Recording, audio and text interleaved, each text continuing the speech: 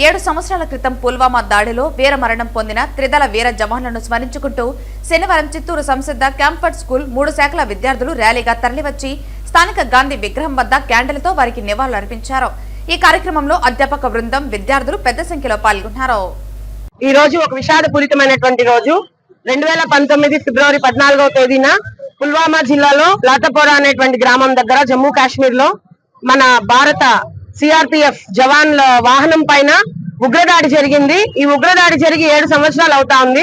ఈ ఉగ్రదాడి యొక్క ఉగ్రకుట్రను భగ్నం చేస్తూ మన భారత ప్రభుత్వం అనేక చర్యలు తీసుకునింది. అమాయకులైనటువంటి 40 మంది వీర సైనికులు అసువులు బాసారు. ఈ సంఘటనలో చాలా మంది గాయపడ్డారు కూడా. ఇది ఒక హెచ్చరిక. ఇది పిల్లలలో, మన ప్రజలలో ఒక ముందు కనువిప్పు తీసుకురావాలి. ప్రజలు దీని పట్ల అప్రమత్తత ఉండాలి.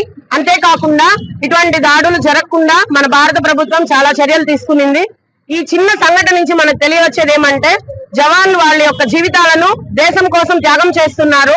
ప్రతి విద్యార్థి, ప్రతి పౌరుడు ఈ త్యాగాన్ని ఒక నిర్వచనంగా ఎంచుకొని దేశం పట్ల భక్తి శ్రద్ధలతో గౌరవపూరితంగా ఉండాలని తెలియజేసుకుంటున్నాను. ఈ సందర్భంలో మా యొక్క చిన్న నివాళి వీర జవాన్లకు మా యొక్క చిన్న నివాళి. Teachers and my dear friends, myself I am Mokshita and I am from Sunset Campus School. Today we gathered here to remember our soldiers who sacrificed their lives in the Pulwama attack. Their courage teaches us the true meaning of patriotism and bravery.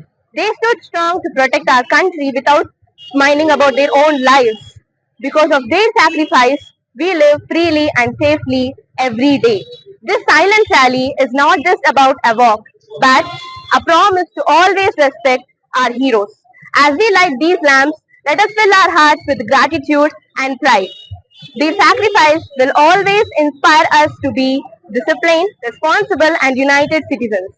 Let us work hard, love our country and spread unity and peace.